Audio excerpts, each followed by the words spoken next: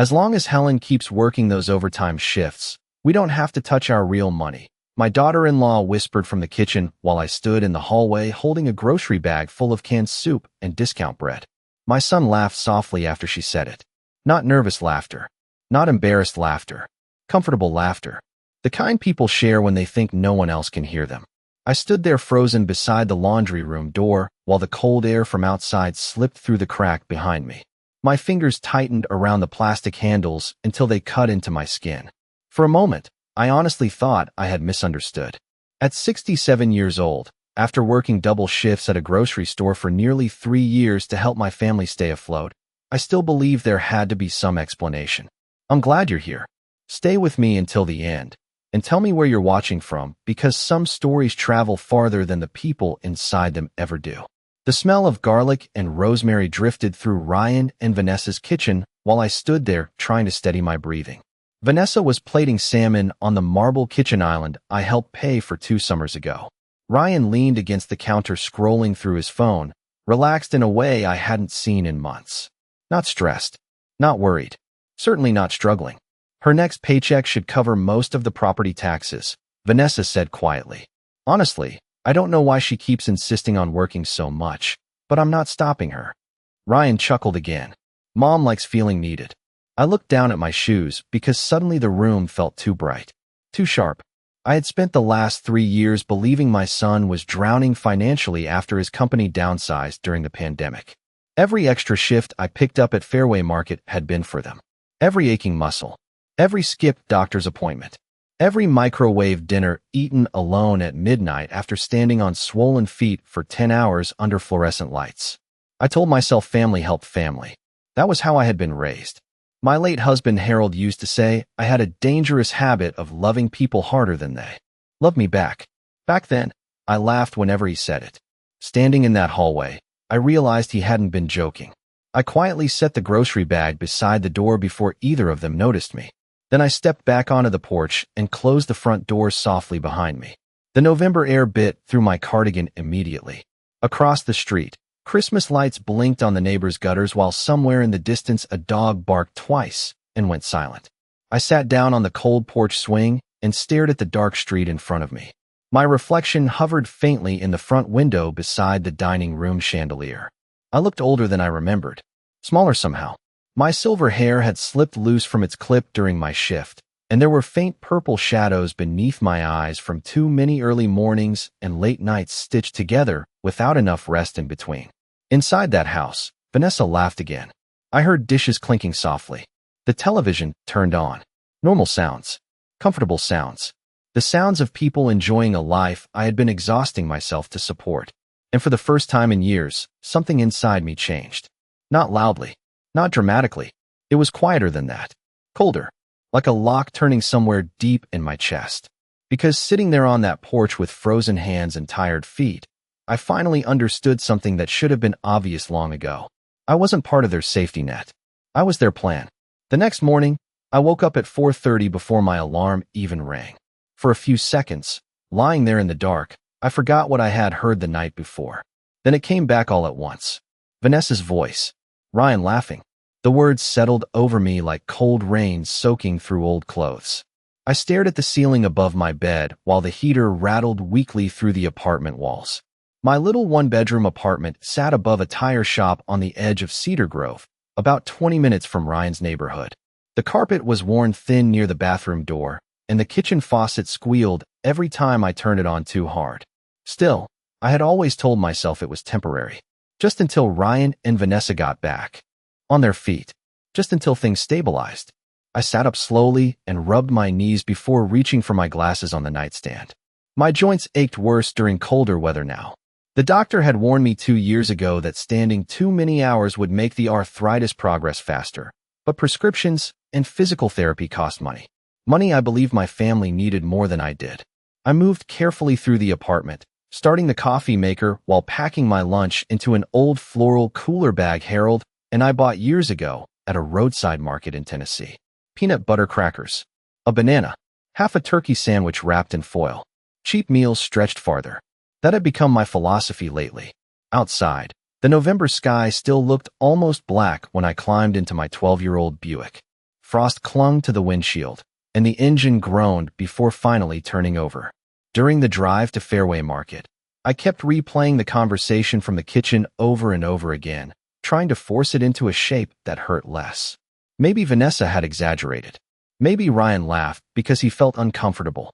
Maybe I was being overly sensitive. But deep down, another part of me already knew the truth.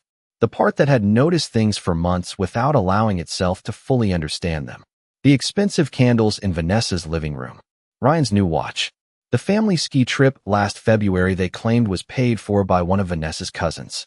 Every explanation had sounded reasonable because I wanted it to sound reasonable. Wanting to believe someone can blind you faster than age ever will. By 6:05, I was stocking canned vegetables under fluorescent lights while Christmas music played softly through the store speakers. My manager, Denise, waved at me from Register 3. "Morning, Helen. You doing okay?" I smiled automatically. "Just tired." Denise frowned slightly. "You have not taken a day off in almost 4 months." I shrugged and stacked soup cans into neat rows. Bills do not care how tired people are. That answer usually ended conversations. Most people did not ask follow-up questions when they heard someone my age still working. Over time, America was full of older women like me. Women holding themselves together with heating pads, coffee, and obligation. Around noon, I sat alone in the break room scrolling through photos on my phone while eating crackers from a vending machine. Most of my pictures were of Ryan as a little boy. Halloween costumes, baseball games, camping trips Harold used to organize every summer near Lake Cumberland. In every photo, Ryan looked at me like I was the center of his world. I tried to remember when that look disappeared. Maybe after he married Vanessa. Maybe after Harold died. Or maybe much earlier than that. Across the break room television, a commercial played for a luxury Caribbean cruise. Sunlight, beaches, smiling families holding tropical drinks beside turquoise water. I stared at the screen longer than I should have because suddenly I remembered something strange from 3 months ago. Vanessa casually mentioning they could never afford vacations anymore while I folded $20 bills into Ryan's hand for their electric bill. That same week, I noticed a bright white resort bracelet still attached to my grandson Mason's backpack. At the time, I convinced myself it belonged to another child at school. Sitting there in the break room with stale coffee cooling beside me, I realized how many lies I had helped them build simply by refusing to question them. 3 days later, Ryan called me during my lunch break while I sat alone in my Buick behind the grocery store loading dock. Rain tapped softly against the windshield, and the smell of wet cardboard drifted from the dumpsters nearby. "Hey, Mom," he said warmly, almost too warmly. "How are you feeling?" I stared at my coffee cup before answering. "Tired mostly." "You are working too hard," he replied immediately. The irony nearly made me laugh out loud. Instead, I took a slow sip of coffee that had already gone cold. "Someone has to pay the bills." There was a small pause on the other end of the line. Then Ryan cleared his throat softly. "Actually, Vanessa and I were wondering if maybe you could help us out a little this month." Of course. The words came so predictably now that they barely sounded real anymore. "The property taxes came in higher than expected," he continued carefully. "And Mason needs braces soon. We are just stretched really thin." I closed my eyes for a moment while listening to him speak. Behind me, one of the loading dock doors slammed shut with a loud metallic bang. Funny how clearly a person starts hearing things once denial stops clouding everything. Ryan sounded rehearsed. Not desperate. Not embarrassed. Smooth. Comfortable. Like someone reading from a script he already knew would work. "How much?" I asked quietly. "Maybe $2,000 if possible." $2,000. I thought about the overtime shifts I picked up to save that amount. About swollen ankles and heating pads and falling asleep in my recliner before the evening news finished. I thought about the salmon dinner in their kitchen. The marble countertops. Vanessa laughing. "I will see what I can do," I said automatically because old habits do not disappear overnight. Ryan sounded relieved immediately. "Thanks, Mom. Seriously, I do not know what we would do without you." After the call ended, I sat in silence for several minutes staring through sheets of rain sliding down the windshield. Somewhere inside the store, Christmas music floated faintly through the walls again. Silver bells. Harold used to sing that song badly every December while decorating our little ranch house on Willow Lane. He would wear those ridiculous fuzzy Santa socks and pretend not to notice how much it embarrassed Ryan when he was a teenager. The memory hurt in a strange way now. Not sharp exactly, just heavy, like carrying a box filled with things you should have thrown away years ago. That evening after work, I stopped at a pharmacy to pick up my arthritis prescription refill. The pharmacist smiled politely before saying, "Your insurance no longer covers the full amount. The total today is $112. I froze beside the register. $112 might not sound catastrophic to some people, but standing there with exactly $143 left until payday, it felt enormous. I quietly asked her to put half the prescription back. "Are you sure?" she asked gently. "The dosage schedule matters." "I will manage," I replied. Older people become very skilled at saying those words. I will manage. It means I cannot afford to fall apart right now. On the drive home, my phone buzzed with a notification from social media. Normally, I ignored them, but the red light gave me time to glance down. Vanessa had posted new photos online. My chest tightened immediately. There she stood beside Ryan in matching white robes at what looked like a luxury spa resort. Candles glowed softly behind them, while glasses of champagne rested on a polished wooden table. The caption read, "Much-needed recharge weekend with my favorite person." Posted 2 weeks earlier. The same weekend Ryan told me their furnace stopped working and they needed emergency money for repairs. I parked outside my apartment building but did not get out right away. Rain continued tapping against the roof while the dashboard clock glowed 8:14 in soft green numbers. My hands rested motionless in my lap. Then another photo appeared. Mason smiling beside a hotel pool in Florida. Vanessa wearing designer sunglasses. Ryan holding up 2 fingers toward the camera like a teenager pretending life was carefree. I enlarged the image slowly until I saw it. Ryan's watch. A Rolex. Not brand new perhaps, but expensive enough to equal nearly a full year of my grocery store paychecks. I leaned back against the driver's seat and stared through the dark windshield. The truth no longer arrived in pieces anymore. It was all there now. Clear. Complete. And suddenly the most painful part was not the money they took from me. It was realizing they had watched me exhaust myself for years and never once decided they had enough. That night, I pulled an old photo album from the bottom shelf of my bedroom closet and carried it carefully to the kitchen table. The apartment was quiet except for the hum of the refrigerator and the occasional sound of traffic passing below my window. I made myself a cup of chamomile tea even though I did not really want it. Sometimes the ritual mattered more than the thing itself. Steam curled upward while I opened the faded leather album Harold bought during our 25th anniversary trip to Vermont. The first picture showed Ryan at 6 years old standing beside a snowman Harold helped him build in our front yard.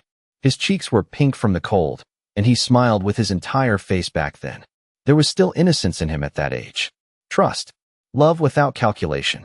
I traced my finger lightly over the photograph before turning the page. More birthdays. School plays. Baseball uniforms 2 sizes too big because children grow faster than parents can prepare for. In every picture, Harold stood nearby looking solid and dependable like the world itself could lean on him. He worked 32 years as a mechanic without ever once complaining about long hours or sore hands. When Ryan was accepted into Ohio State, Harold cried alone in the garage because he said fathers were not supposed to get emotional in front of people. I smiled faintly remembering that. Then the smile disappeared just as quickly, because somewhere between those old photographs and the life I lived now, something essential had changed. I just had not wanted to admit it. Around 10 o'clock, I found myself staring at a picture from Ryan and Vanessa's wedding. Vanessa looked beautiful in a simple ivory dress with tiny pearls sewn into the sleeves. Harold had already been sick by then, though we did not know how serious it was yet. In the photo, he stood beside me with one hand resting gently against my back while Ryan and Vanessa cut their wedding cake. Looking at Harold's face now, I noticed something I missed back then. He looked tired. Not physically tired. Wary. Like a man quietly studying a storm in the distance while everyone else admired the sunset. "You give too much too easily," he told me once after Vanessa moved into Ryan's condo years ago. We were washing dishes after Thanksgiving dinner while Ryan and Vanessa watched television in the other room. Helping people is not the same thing as carrying them forever. I remember laughing softly while drying plates. They are young. Everybody needs help sometimes. Harold nodded slowly at the sink, but said nothing else. At the time, I thought he was simply being protective. Looking back now, I wonder how much he noticed before I did. The next morning was my day off for the first time in nearly 3 weeks. Gray clouds hung low over Cedar Grove while I sat by the window eating oatmeal from a chipped ceramic bowl. My phone rang around 9:15. Vanessa. I let it ring twice before answering. Helen, she said brightly. Too brightly. I was just checking on you. Ryan said you sounded stressed yesterday. I stirred my oatmeal quietly. I am fine. Good, she replied quickly. Because we were hoping maybe you could watch Mason this Saturday. Ryan and I have some appointments. Appointments. Another word that suddenly sounded dishonest now. I work Saturday, I answered calmly. Silence. Only for a second, but long enough for me to notice it. Oh, Vanessa finally said. I thought you usually picked up Sundays instead. I looked out the window at rainwater sliding down the fire escape. She knew my schedule better than most people because my schedule affected their lifestyle. Things change, I said quietly.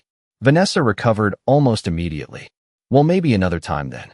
After we hung up, I sat there holding my phone long after the screen went dark. Then slowly, very slowly, I opened my banking app for the first time in months and began scrolling through years of withdrawals, transfers, and emergency payments sent to Ryan.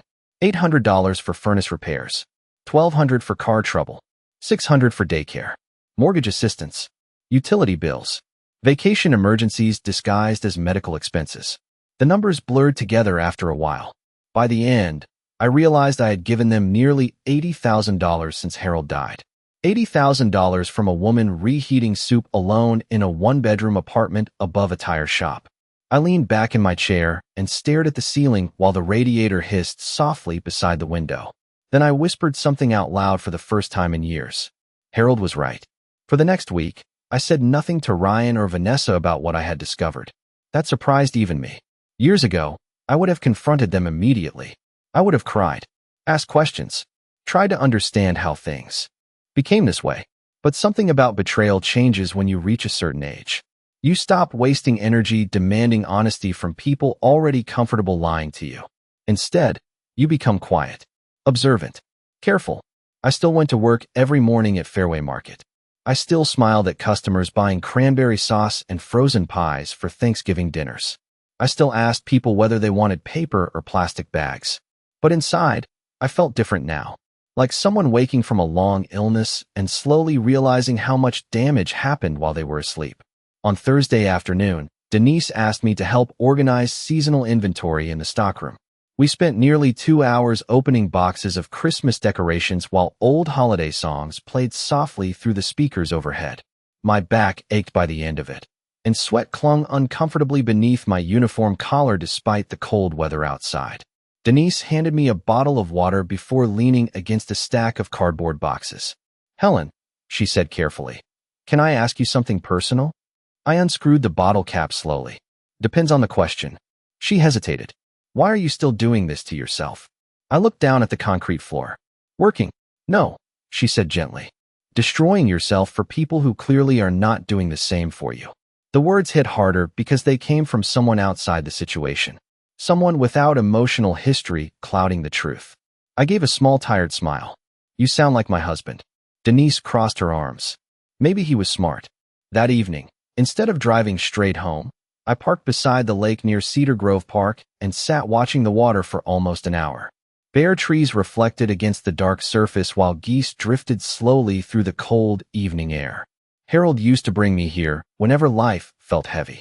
We would sit quietly in the truck eating fast food French fries and listening to old country music while the sun went down. Back then, silence between us felt peaceful. Not empty. Peaceful. My phone buzzed around 6:30. Ryan. I let it ring once before answering. Hey Mom, he said. Vanessa mentioned you sounded strange on the phone earlier this week. Strange. Interesting word. I am just tired. Well, he said with forced cheerfulness. We were thinking maybe you should come over Sunday for dinner. Mason misses you. I stared out across the lake while headlights reflected across the water behind me. That sounds nice. Great, Ryan replied quickly. And if you could maybe bring some of that apple pie you make. Mason would love that. Of course he would. Everyone loved the parts of me that gave things away. After we hung up, I sat there another few minutes before opening my banking app again. My savings account balance looked painfully small for a woman nearing 70. Years of emergency transfers had hollowed it out slowly, like water wearing down stone over time. Then I opened another folder I had ignored since Harold died. Insurance documents. Retirement accounts. The trust Harold established before his illness became severe. I stared at the paperwork while a memory surfaced unexpectedly. Harold sitting at the dining room table one rainy afternoon, filling out legal forms while I folded laundry nearby. "If something happens to me," he said quietly, "promise you will protect yourself first." I laughed softly at the time because the idea seemed absurd. Ryan would never let anything happen to me. Harold looked up slowly from the paperwork. There was sadness in his eyes even then. That is not always how life works. Sitting beside the lake years later, I finally understood what he meant. Sometimes people do not hurt you all at once. Sometimes they simply allow you to keep sacrificing until there is almost nothing left. The next morning before work, I called the attorney whose number still sat inside Harold's old address book.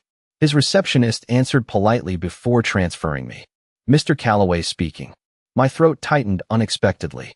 I had not spoken to Harold's lawyer since the funeral. "This is Helen Carter," I said quietly. "I think it is time I finally understood exactly what my husband left behind." Mr. Calloway's office sat inside an old red brick building downtown beside a bakery that smelled faintly of cinnamon and fresh bread even out on the sidewalk. I had not been there since the week after Harold's funeral almost 4 years earlier. Back then, I walked into that office numb from grief and barely capable of understanding paperwork through the fog inside my head. Now I noticed everything. The polished wooden floors. The grandfather clock ticking softly in the waiting room. The framed black and white photographs of Cedar Grove from 50 years ago hanging along the walls. Time suddenly felt very important to me. Not the dramatic kind. Just the quiet realization that I did not have as much of it left as I once assumed. "Helen," Mr. Calloway said warmly as he stepped into the lobby. His hair had turned almost completely white since I last saw him, but his voice still carried the same calm steadiness Harold trusted. "It is good to see you again. I wish it were under lighter circumstances." I nodded politely and followed him into his office. Rain tapped softly against the windows while he opened a thick folder marked Carter Family Trust across his desk. For a moment, neither of us spoke. Then he adjusted his glasses and looked directly at me. "What changed?" he asked quietly. I thought about lying, saying I simply wanted to review things after all these years. But exhaustion has a way of stripping pride from people. "I think my son has been using me," I admitted softly. "And I think I let it happen because I missed my husband too much to see clearly." Mr. Calloway did not look surprised. Somehow that hurt more than if he had. He folded his hands together carefully before speaking. "Harold worried this might happen." My chest tightened immediately. "He knew?" "Not specifically," he clarified gently. "But Harold understood your nature very well. He knew you would continue giving until someone finally told you no." I stared down at the papers spread across the desk. He should have told me himself. He tried. That sentence settled heavily between us. Mr. Calloway slowly turned several documents toward me and explained the trust Harold established before his death. I listened quietly while rain continued streaking down the office windows. The house Harold and I sold years ago before moving into retirement. Savings had generated far more money than I realized. Investments Harold quietly maintained over decades had continued growing. Insurance policies, retirement accounts, dividend income. By the time Mr. Calloway finished explaining everything, I sat frozen in my chair. "You were telling me I did not need to work overtime all these years." My voice sounded smaller than usual. Mr. Calloway hesitated before answering carefully. "Financially speaking, no. You could have retired comfortably after Harold passed away." I looked away quickly because suddenly tears threatened to rise, and I hated crying in front of strangers. For years of aching feet, skipped medication, lonely dinners, and exhaustion while believing I was barely surviving. For years of Ryan watching me drag myself into grocery store shifts while knowing I had resources I never touched because no one encouraged me to ask questions. "There is something else," Mr. Calloway said quietly. He opened another folder before sliding several papers toward me. Harold placed specific protections inside the trust. I wiped beneath my eyes carefully. "What kind of protections?" "Your son cannot access any remaining assets without your direct authorization while you are alive. Legally, everything remains entirely under your control." I stared at the paperwork while my heartbeat slowed into something colder and steadier. "Ryan knows this." "He was informed after the funeral." The room became very still after that. Outside, a siren passed faintly somewhere downtown before fading into the distance. I leaned back slowly in the leather chair and suddenly understood the full shape of what had happened. Ryan knew I was financially secure. He knew I had enough money to stop working. And still he accepted every check, every transfer, every exhausted sacrifice without once telling me the truth. Not because he needed my help, because my help made their lives easier. Mr. Calloway watched me carefully across the desk. "Helen," he said softly, "your husband loved you very much. These protections were his way of making sure no one could ever take everything from you." I looked down at my wedding ring resting against the stack of legal documents. Then for the first time in years, I felt something stronger than grief. Not anger exactly. Clarity. Quiet, sharp clarity. The kind that changes a person permanently. The Sunday dinner invitation suddenly made much more sense after my meeting with Mr. Calloway. By the time I drove to Ryan and Vanessa's house that evening, the sky had already turned dark blue, and Christmas lights glowed across nearly every house in their neighborhood. Their subdivision always looked like the kind of place magazines called perfect for families. Wide sidewalks, matching mailboxes, expensive SUVs parked in spotless driveways. The kind of neighborhood people moved into once they believed they had finally made it. Vanessa opened the front door before I even reached it. "Helen," she said brightly while kissing the air near my cheek. "You look tired." I smiled politely and handed her the apple pie balanced carefully in my hands. "Long week." "You work too hard," she replied automatically while leading me inside. Again, the irony almost made me laugh. The house smelled like roasted chicken and cinnamon candles. Mason sat cross-legged on the living room rug playing video games while Ryan stood near the kitchen island pouring wine into glasses. "Mom," he said warmly, "glad you made it." He hugged me briefly, but his attention drifted back toward his phone almost immediately. I noticed things differently now. That was the strange part. Once the illusion broke, every small detail seemed sharper somehow. Vanessa's diamond bracelet catching the kitchen light. The expensive espresso machine beside the refrigerator. Ryan casually mentioning his golf membership renewal during dinner as though money moved through their lives effortlessly. Because apparently it did, just not their own money. We sat around the dining room table eating quietly while Mason talked about school. Vanessa laughed often tonight. Ryan seemed relaxed, comfortable. Neither of them looked like people terrified about mortgage payments or utility bills.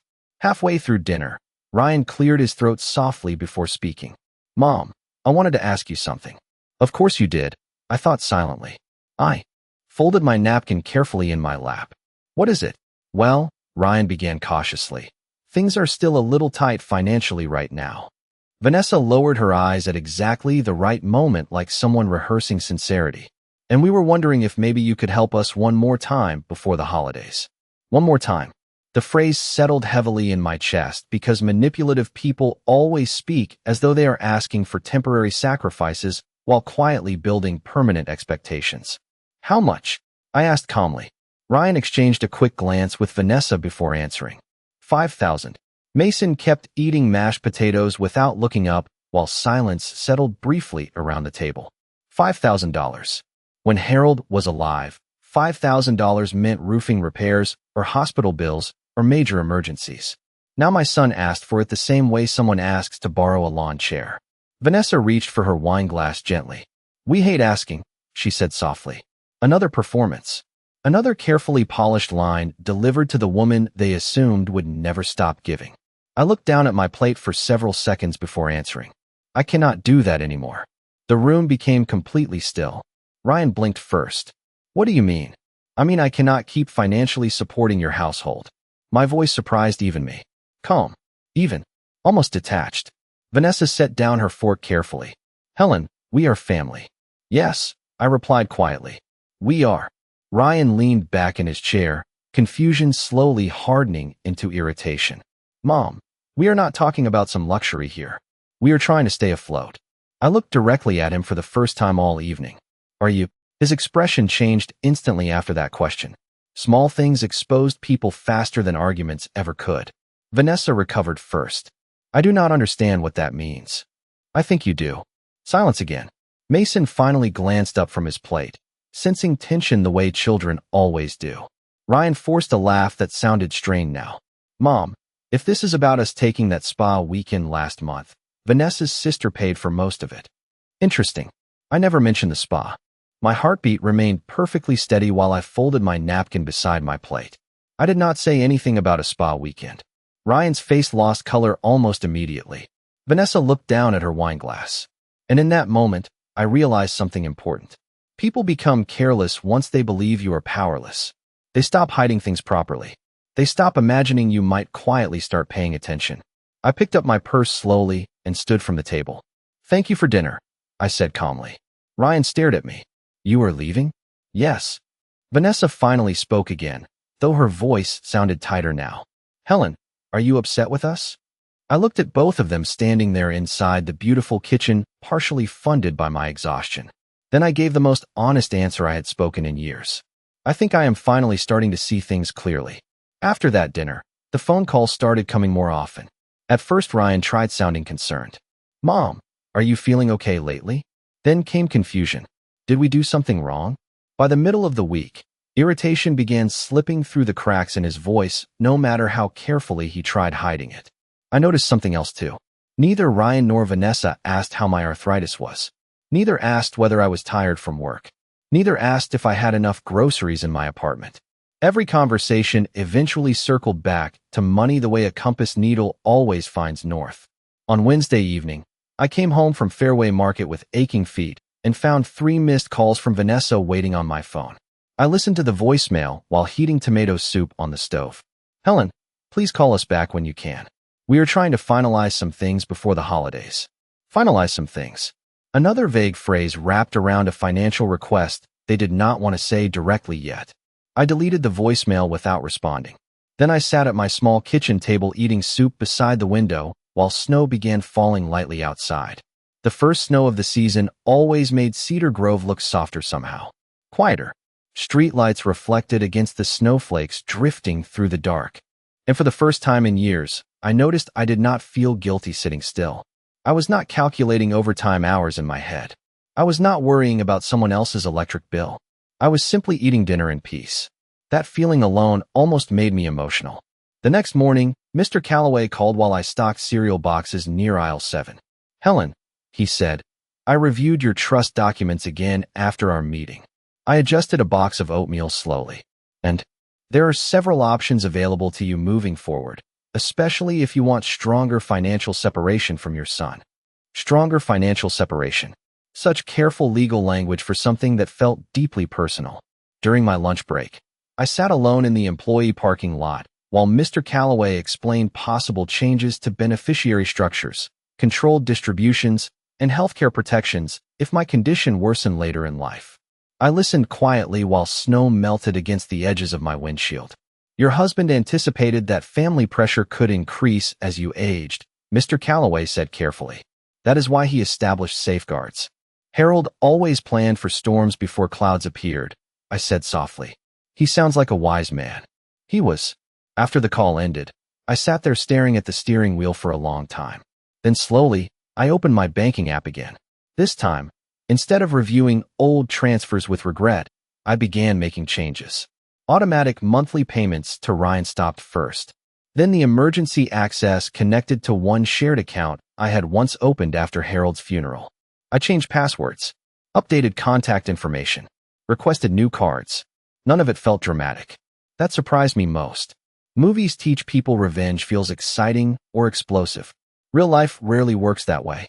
Sometimes reclaiming your dignity looks like quietly checking boxes on a banking form while snow falls outside your car window.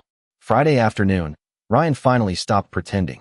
Mom, what is going on? He demanded over the phone while I folded laundry at home. The transfer did not go through. I smoothed one of my work uniforms carefully across the kitchen table. Before answering, I know. Silence. Then sharper this time. Did the bank make a mistake? No, another pause followed. I could almost hear him recalculating the conversation inside his head. Mom, he said slowly, we are counting on that money. I looked around my tiny apartment. The peeling paint near the radiator. The second-hand lamp beside my recliner. The coat I had worn for 8 winters because buying a new one always seemed selfish compared to someone else's needs. That has been the problem for a very long time. I said quietly. Ryan exhaled heavily. I do not understand why you are suddenly acting like this. Suddenly. Such an interesting word. As though years of sacrifice should continue indefinitely unless announced otherwise. I am not acting, I replied calmly. I am thinking clearly for the first time in a while. He became defensive immediately after that. Vanessa thinks somebody is putting ideas in your head. I almost smiled hearing that because manipulative people often assume independence must come from outside influence. They cannot imagine clarity arriving naturally. No, I said softly. Nobody had to put anything in my head. I finally opened my eyes myself. 2 weeks before Christmas, I handed Denise my retirement notice during a quiet Tuesday morning shift. She looked down at the paper, then back at me with raised eyebrows. You are serious? She asked carefully. Sunlight filtered through the front windows of Fairway Market while customers pushed carts past displays of peppermint bark and wrapping paper near the entrance. I nodded slowly. I think I stayed here longer than I was supposed to. Denise smiled softly after that. Good for you, Helen. Those 3 words nearly broke something open inside me because nobody had said them to me in a very long time. Good for you. Not good for us. Not thank you for helping. Not we need you. Just good for you. That afternoon, I drove home feeling strangely light despite the cold weather and gray skies hanging over Cedar Grove. Snow lined the sidewalks in uneven piles while Christmas decorations blinked quietly from apartment windows and porches. For years, every paycheck had already belonged to someone else before I even earned it. Now, for the first time since Harold died, my future felt like something I could still shape with my own hands. 3 days later, Ryan showed up at my apartment unannounced. I opened the door to find him standing in the hallway wearing an expensive wool coat dusted lightly with snow. He looked tired. Not physically tired like me. Agitated tired. Mom, he said immediately. Why did I hear from Vanessa that you retired? I stepped aside slowly. Do you want coffee? No, he answered too quickly while stepping inside.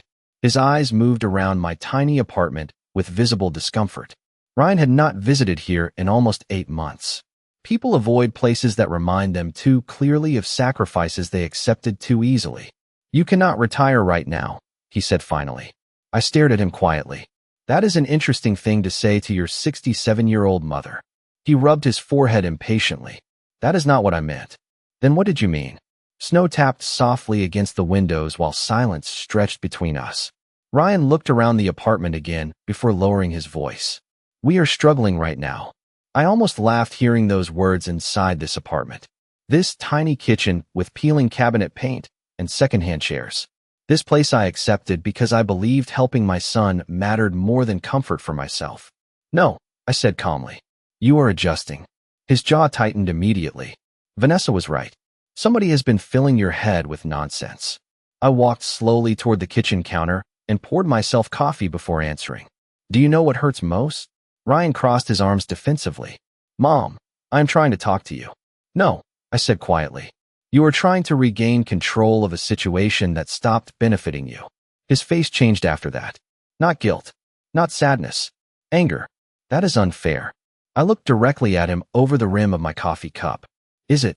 He started pacing then, the way Harold used to do whenever bills piled too high during difficult years. But Harold paced because he worried about protecting us. Ryan paced because he feared losing access to something. We counted on you, he finally admitted. There it was. Honest at last. I set down my coffee carefully. Exactly. The room became very quiet after that. Ryan looked suddenly older standing there beneath the dim apartment light. Not older in years. Older in character. Like a person whose reflection finally stopped matching the image he preferred seeing. You act like we used you, he said bitterly. I thought about the overtime shifts. The skipped medication. The $80,000. The years of believing my son needed rescuing while he quietly built comfort on top of my exhaustion. I think you became very comfortable watching me sacrifice things you would never sacrifice yourselves. Ryan looked away first. Outside, a snowplow scraped slowly along the street below my window. Finally, he exhaled sharply and grabbed his coat from the chair near the door. Vanessa said this would happen eventually. What would happen? I asked. He opened the door without looking back at me. You choosing yourself over family. The words lingered in the apartment long after he left. I stood there listening to his footsteps fade down the hallway, while snow continued falling softly outside. Then I walked to the window and watched Christmas lights reflecting across fresh snow below. For the first time in years, I did not feel guilty for protecting my own peace. And somewhere deep inside me, I think Harold finally stopped worrying too.